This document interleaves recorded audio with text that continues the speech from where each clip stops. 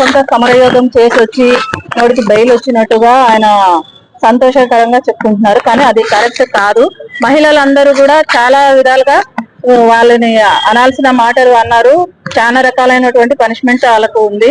కానీ బెయిల్ ఇచ్చినారు కదా, మాకు ఇది ఇంతటితో అయిపోయిందనే సంతోషంలో ఉన్నారు. సాక్షి టీవీ యాజమాన్యానికి ఖచ్చితంగా శిక్ష పడాలి అనేది ఆల్రెడీ కేసులు ఫైల్ అయినాయి. దాని గురించి విచారణ జరుగుతుంది. దాంట్లో సాక్షి టీవీ అంతమవడం అనేది జరుగుతుంది. ఇలాంటి డిబేట్లు కండక్ట్ చేసి మహిళలను కించపరచడం అనేది కరెక్ట్ కాదు.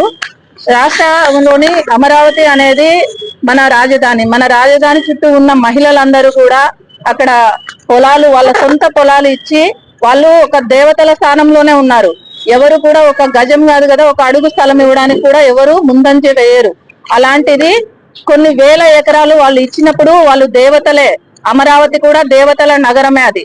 కాబట్టి చంద్రబాబు నాయుడు గారు వీరిని ఖచ్చితంగా శిక్షించాలి. ఇలాంటి దుష్ప్రచారం చేసే వాళ్ళని ఖచ్చితంగా శిక్షించాలి. కొమ్మినేని లాంటి వాళ్ళు ఇక మీదట ఇలాంటి తప్పులు చేయకుండా వాళ్ళకి కరెక్ట్ సమాధానం చెప్పాలి జనాలు. ఇంకోటి ఏంటంటే, జగన్మోహన్ రెడ్డి తల్లికి విలువ ఇవ్వడు, చెల్లెలకి విలువ ఇవ్వడు.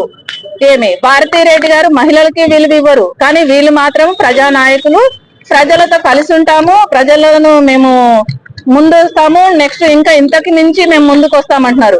ఏ విధంగానూ రారు. ఇంతకు ముందు నువ్వు చేసిన తప్పు ఏంటంటే, రాజకీయాలు ముఖ్యమంత్రి అయిన తర్వాత జనాలందరినీ దూరం పెట్టి బటన్లు నొక్కుంటా కూర్చున్నావు. ఇప్పుడు కూడా అదే విధానాన్ని నువ్వు చేస్తున్నావు.